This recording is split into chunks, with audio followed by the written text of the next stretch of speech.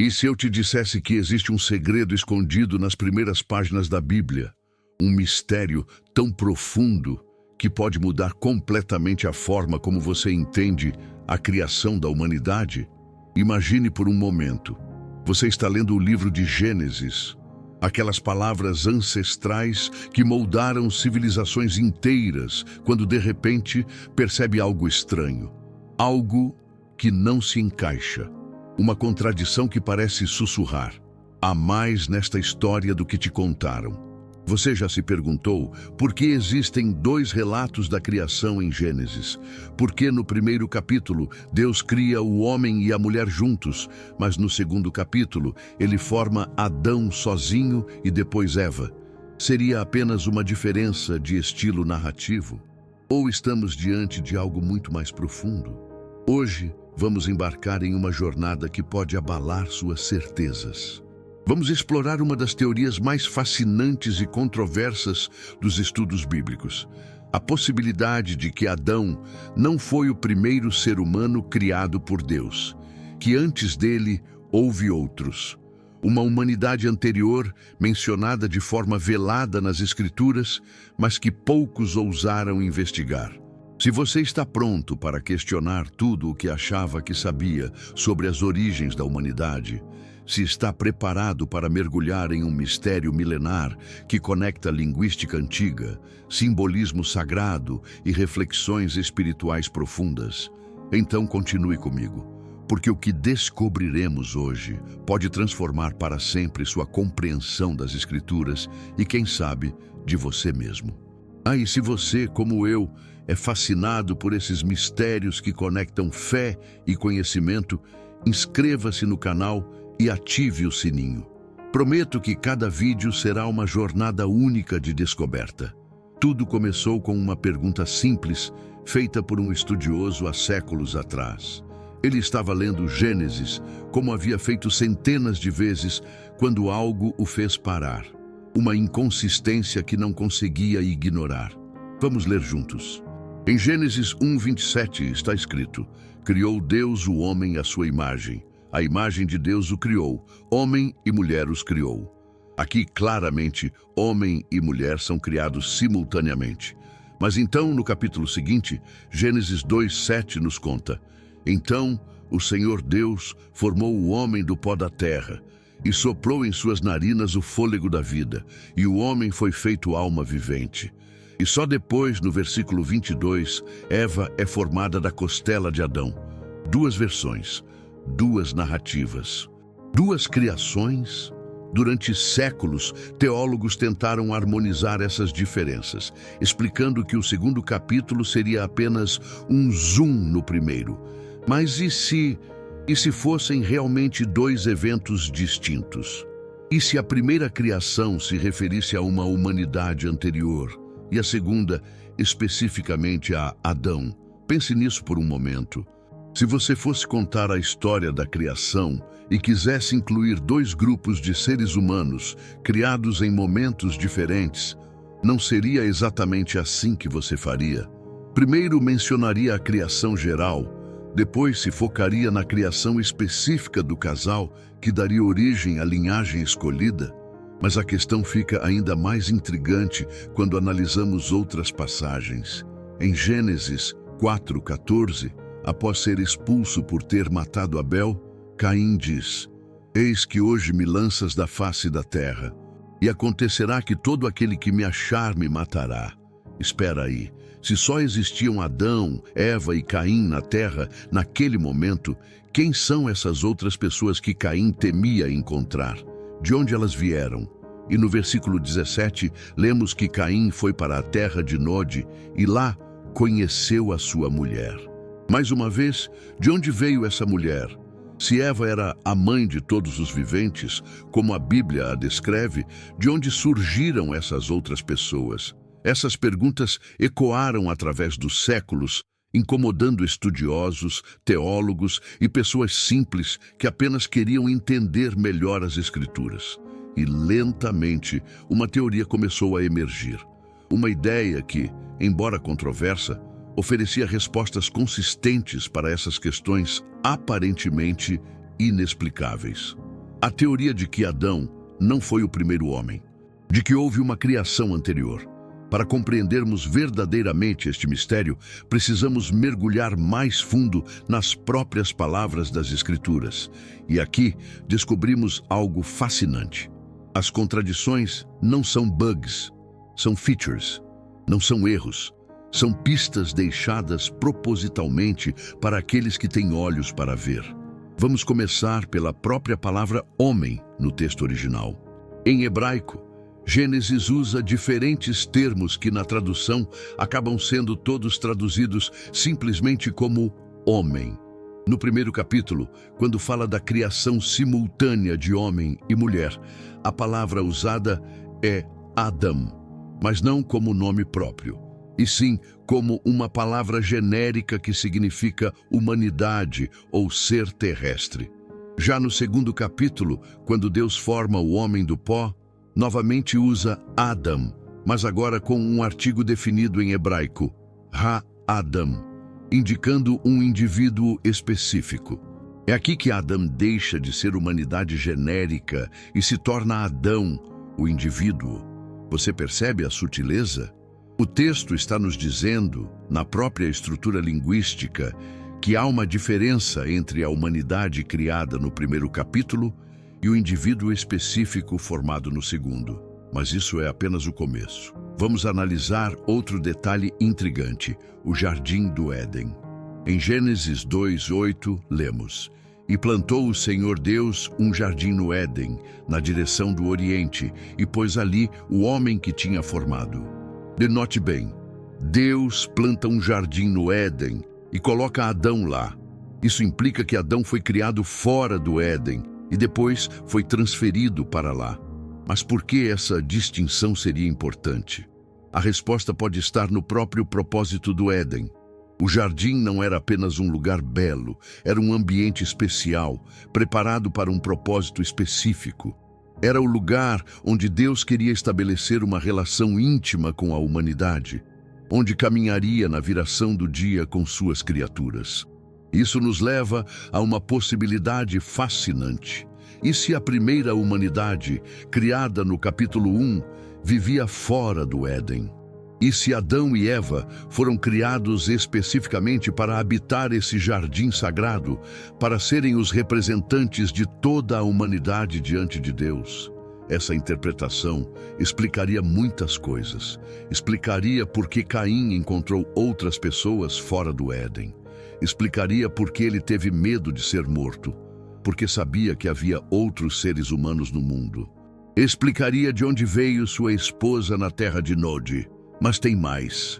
Vamos olhar para Gênesis 6:2, que fala sobre os filhos de Deus que viram que as filhas dos homens eram formosas e tomaram para si mulheres. Tradicionalmente, isso é interpretado como os descendentes de Sete, os piedosos, se casando com os descendentes de Caim, os ímpios.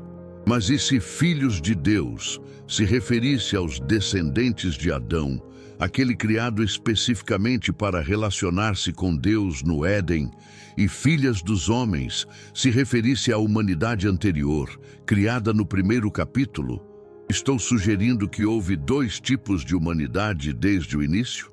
Uma criada para viver no mundo, outra criada para viver em comunhão especial com Deus? E que a história da humanidade é, na verdade, a história da integração desses dois grupos? Pode parecer radical, mas pense nas implicações espirituais disso. Se for verdade, então cada um de nós carrega em si tanto a herança da primeira humanidade quanto a herança adâmica. Somos, ao mesmo tempo, seres do mundo e seres chamados à comunhão divina. Se essas reflexões estão fazendo você questionar coisas que nunca questionou antes, você não está sozinho. Esse canal é um espaço seguro para explorarmos juntos esses mistérios. Considere se inscrever se ainda não fez, porque nossa jornada está apenas começando. Agora precisamos mergulhar ainda mais fundo, porque se existe realmente um mistério escondido em Gênesis, ele não estaria apenas na superfície do texto. estaria codificado na própria linguagem, nos simbolismos, nas entrelinhas que só se revelam para aqueles que sabem como procurar. Vamos começar com algo que poucos percebem: o número 7 na narrativa da criação. 7 dias, 7 períodos criativos. Mas por que 7? Em todas as culturas antigas, o 7 representa completude, perfeição, totalidade. Não é coincidência que a primeira narrativa da criação tenha essa estrutura. Mas aqui vem o interessante. A segunda narrativa da criação, que foca em Adão e Eva, não segue essa estrutura de 7. Ela é diferente, mais íntima, mais específica. É como se fosse um zoom sagrado em um evento especial dentro da criação maior. Vamos explorar outro simbolismo profundo: os 2 rios. Não estou falando dos 4 rios que saíam do Éden, embora esses também tenham seu simbolismo. Estou falando de algo mais sutil. Em hebraico, a palavra para formar usada quando Deus cria Adão é yatsar, a mesma palavra usada para um oleiro moldando argila. Isso é importante porque sugere um processo artesanal, íntimo, personalizado. É diferente da palavra bara, usada na primeira criação, que indica criação a partir do nada, criação por comando divino. Uma é criação por palavra, outra é criação por toque. Imagine a diferença. Na primeira criação, Deus fala e a humanidade existe. Na segunda, ele se ajoelha, pega barro nas mãos, molda cuidadosamente cada detalhe e depois sopra seu próprio fôlego. Uma é criação cósmica, outra é criação intimista. Mas talvez o simbolismo mais profundo esteja no próprio nome Adão. Como mencionei, Adam vem de Adamá, que significa terra vermelha. Mas há camadas ainda mais profundas aqui. A raiz da palavra também se conecta com Dam, que significa sangue. Adão é o homem da terra vermelha, o homem do sangue. Isso pode parecer apenas poético, mas pense nas implicações espirituais. Se Adão representa uma nova criação, um novo tipo de humanidade, então ele carrega em seu próprio nome a profecia do sacrifício que viria. O sangue que redimiria não apenas seus descendentes, mas toda a humanidade, incluindo aquela primeira humanidade criada no primeiro capítulo. E Eva, seu nome original em hebraico é Shavá, que significa vivente ou mãe dos viventes. Mas aqui está algo fascinante. Ela recebe esse nome apenas depois da queda, depois de conhecer o bem e o mal. Antes disso, ela era simplesmente chamada de Isha, mulher. Por que isso é importante? Porque sugere que Eva se torna mãe dos viventes, não no momento de sua criação, mas no momento em que a humanidade precisa de um novo começo. Ela se torna mãe, não apenas de Caim, Abel e Sete, mas simbolicamente mãe de uma nova forma de existir no mundo pós-Éden. Vamos agora para um simbolismo ainda mais profundo: a árvore do conhecimento do bem e do mal. Tradicionalmente, focamos na proibição de comer dela. Mas e se o ponto não fosse a proibição em si, mas o que ela representava? Pense assim: se havia uma humanidade anterior vivendo fora do Éden, eles já conheciam o bem e o mal por experiência, através dos desafios da vida no mundo. Adão e Eva viviam em inocência perfeita sem essa experiência. A árvore representava a escolha entre permanecer na inocência protegida ou se juntar ao resto da humanidade na experiência do bem e do mal. Quando comeram da árvore, não se tornaram como Deus sabendo o bem e o mal. Se tornaram como o resto da humanidade, sabendo o bem e o mal. A expulsão do Éden não foi apenas punição, foi integração. Foi o momento em que a humanidade adâmica se reuniu com a humanidade original. Isso explicaria porque, imediatamente após a expulsão, encontramos Caim interagindo com outras pessoas, construindo cidades, desenvolvendo artes e técnicas. Ele não estava começando a civilização do zero, estava se integrando a uma civilização que já existia. E se toda a história de Gênesis for, na verdade, a história dessa integração, A história de como Deus tomou duas formas de humanidade, uma já experiente no mundo, outra criada para comunhão especial com Ele, e as teceu juntas numa única narrativa de redenção. Aqui nossa jornada toma uma direção fascinante, porque se essa teoria tem base, não deveria encontrar ecos apenas nas escrituras judaico-cristãs. Deveria ressoar em outras tradições ancestrais, em outras memórias coletivas da humanidade. E sabe o que descobrimos quando olhamos? Que praticamente todas as culturas antigas têm narrativas de múltiplas criações da humanidade. Não uma, mas várias tentativas divinas de criar seres humanos até chegar ao modelo final. Vamos começar com a tradição suméria, uma das mais antigas que conhecemos. No épico de Gilgamesh e em outras narrativas sumérias, encontramos referências a uma humanidade primordial, os Anunnaki, e depois a criação de uma nova humanidade com características diferentes. Os paralelos com nossa teoria são impressionantes. Na mitologia grega, temos a narrativa das diferentes idades da humanidade. A Idade do Ouro, onde os primeiros humanos viviam em harmonia perfeita, a Idade da Prata, a Idade do Bronze e, finalmente, a Idade do Ferro, nossa época atual. Cada idade representa uma humanidade diferente, com características distintas.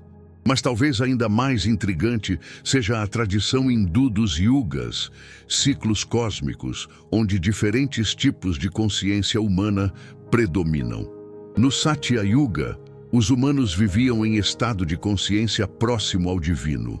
Nos yugas posteriores, a consciência se torna mais densa, mais material. E se essas tradições não fossem apenas metáforas sobre degeneração moral, mas memórias ancestrais de diferentes criações da humanidade? Memórias de quando havia tipos diferentes de seres humanos habitando a Terra. Mas vamos mais longe. Na tradição judaica não canônica, encontramos textos como o livro de Enoque, que fala explicitamente sobre os vigilantes, seres celestiais que se relacionaram com as filhas dos homens. Esses textos sugerem claramente que havia diferentes tipos de humanidade interagindo. No Talmud, encontramos discussões rabínicas sobre Adam Kadmon, o Adão primordial, que seria diferente do Adão histórico. Alguns sábios judeus especulavam que houve múltiplas tentativas de criação antes da criação final de Adão. E aqui algo fascinante. A tradição islâmica também preserva narrativas que falam de seres humanos anteriores a Adão. No Alcorão, há referências a civilizações antigas que foram destruídas antes da época de Adão, sugerindo que a humanidade adâmica não foi a primeira. Mas talvez o mais intrigante venha da própria arqueologia moderna. Descobrimos evidências de que houve diferentes espécies de hominídeos coexistindo. Homo sapiens, neandertais, denisovans, Homo erectus. Por dezenas de milhares de anos, diferentes tipos de humanos compartilharam o planeta. E se as narrativas antigas não estivessem falando de diferentes períodos de tempo, mas de diferentes tipos de humanidade coexistindo? E se Adão representasse um novo tipo de consciência introduzido numa humanidade que já existia?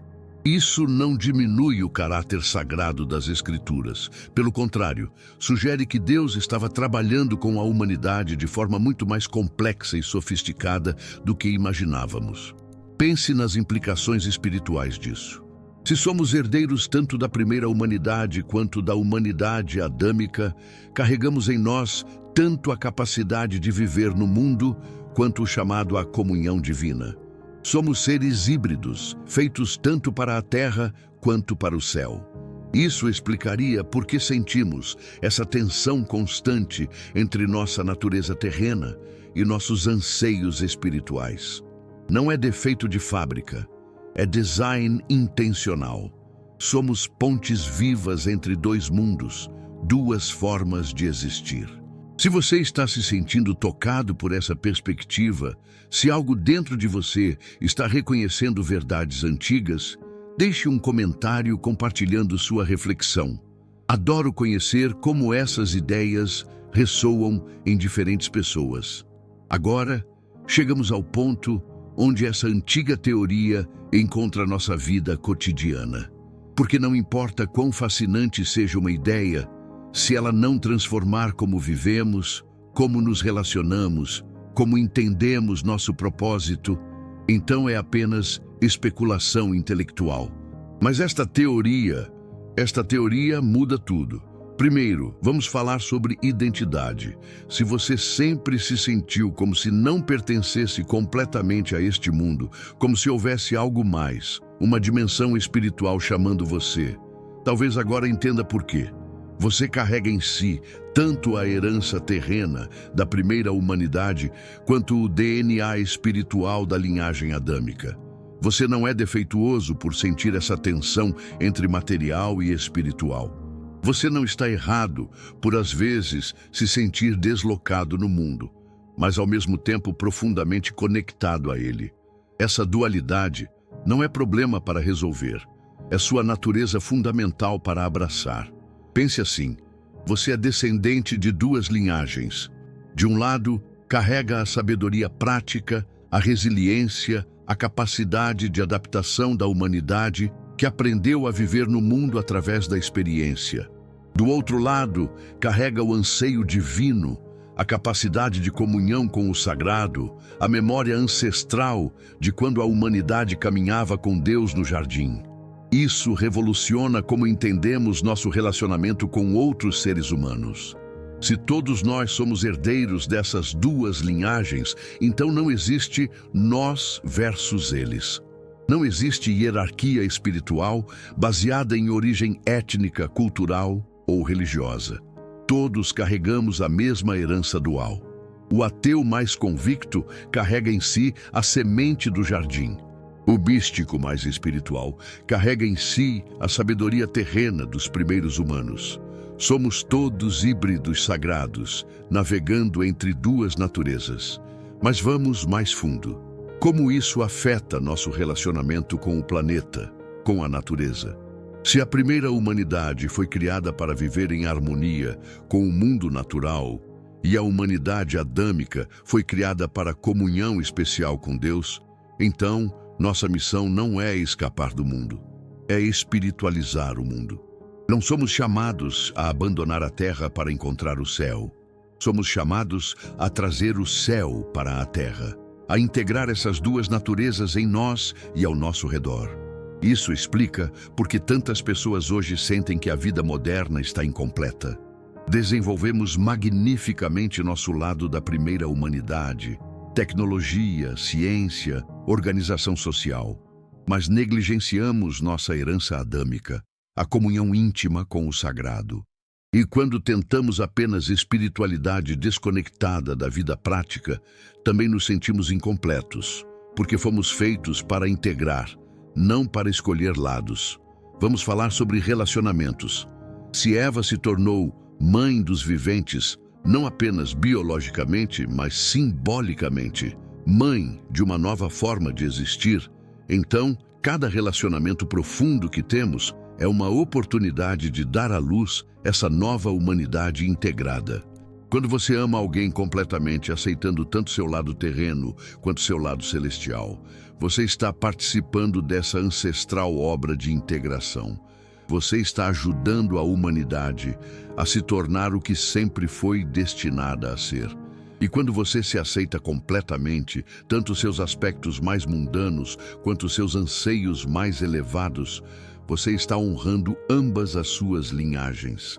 Você está se tornando a ponte viva que foi projetado para ser. Isso também revoluciona como entendemos propósito de vida. Seu propósito não é escolher entre ser uma pessoa espiritual ou uma pessoa prática. Seu propósito é ser uma pessoa integrada, alguém que sabe tanto plantar batatas quanto contemplar as estrelas. Alguém que consegue tanto resolver problemas cotidianos quanto mergulhar em mistérios sagrados. A primeira humanidade nos ensina a viver. A humanidade adâmica nos ensina a transcender. Nós aprendemos a viver transcendendo e transcender vivendo. Se você está se reconhecendo nessa descrição de ser híbrido sagrado, se algo ressoa profundamente em sua alma, compartilhe este vídeo com alguém que também precisa ouvir essa mensagem. Porque talvez seja a hora de pararmos de nos sentir divididos e começarmos a nos sentir completos. Chegamos agora a uma das questões mais delicadas de nosso tempo: como integrar fé e ciência. Como honrar tanto as descobertas científicas quanto os mistérios espirituais sem trair nenhum nem outro. Nossa teoria oferece uma ponte fascinante entre esses dois mundos que muitos veem como opostos. A ciência nos mostra que diferentes tipos de hominídeos coexistiram por centenas de milhares de anos. Homo sapiens, neandertais, denisovans, todos compartilharam o planeta, às vezes se encontrando, às vezes se misturando geneticamente. A arqueologia revela que a explosão cultural, o momento em que arte, religião, tecnologia avançada e pensamento simbólico emergiram na humanidade, aconteceu relativamente de repente na escala evolutiva, há cerca de 50.000, 70.000 anos. E se esse momento não foi apenas evolução natural, mas o momento em que a consciência adâmica foi introduzida na humanidade existente? E se Adão e Eva não foram os primeiros humanos anatomicamente, mas os primeiros humanos espiritualmente despertos para a comunhão divina? Isso não contradiz a evolução, a transcende. Sugere que Deus trabalha através dos processos naturais, mas adiciona dimensões que a ciência, por sua própria natureza, não pode medir. A genética nos mostra que todos os humanos modernos compartilham ancestrais comuns, mas também que houve misturas com outras espécies de hominídeos. Nossa árvore genealógica é complexa, híbrida, multifacetada. E se a narrativa de Gênesis estiver descrevendo não os primeiros humanos biologicamente, mas o primeiro momento em que a humanidade despertou para sua dimensão espiritual. O primeiro momento em que seres humanos se tornaram capazes de relacionamento consciente com o divino. Isso explicaria por que encontramos arte rupestre, enterros rituais e evidências de pensamento simbólico emergindo tão subitamente no registro arqueológico. Não foi apenas evolução biológica, foi despertar espiritual. A neurociência moderna nos mostra que o cérebro humano tem estruturas únicas que nos permitem pensamento abstrato, autoconsciência, experiência mística. Somos neurologicamente projetados para a transcendência. E se essas estruturas cerebrais forem o hardware que Deus implantou na humanidade para tornar possível a comunhão divina? E se o momento da criação adâmica foi quando esse hardware foi ativado pela primeira vez? Mas aqui está algo ainda mais profundo. A física quântica nos mostra que a realidade é muito mais misteriosa do que parece na superfície. Que consciência e realidade estão entrelaçadas de formas que ainda mal começamos a compreender. E se a diferença entre a primeira humanidade e a humanidade adâmica não for apenas espiritual, mas quântica? E se Adão e Eva foram os primeiros humanos capazes de afetar a realidade através da consciência, de cocriar com Deus através da intenção e da palavra? Isso colocaria a narrativa da queda sob uma luz completamente nova. Não foi apenas desobediência moral, foi uso inadequado do poder quântico da consciência. Foi a primeira vez que humanos usaram sua capacidade cocriadora contra a harmonia cósmica. A expulsão do Éden não foi apenas punição, foi proteção. Porque humanos com poder quântico de consciência, mas sem maturidade espiritual para usá-lo adequadamente, poderiam causar danos inimagináveis à realidade. E a árvore da vida talvez representasse o próximo nível de evolução consciencial. Imortalidade não apenas biológica, mas quântica. A capacidade de existir, consciente em múltiplas dimensões simultaneamente. Deus protegeu a humanidade de acessar esse poder antes de estar preparada. A história toda da humanidade é, então, um processo de amadurecimento espiritual até estarmos prontos para reassumir nossa herança cósmica. Pense nas implicações disso para nossa época. Estamos redescobrindo através da ciência poderes que nossos ancestrais espirituais conheciam intuitivamente. Estamos nos aproximando do momento em que ciência e espiritualidade se reunirão na compreensão de que consciência é a força fundamental do universo.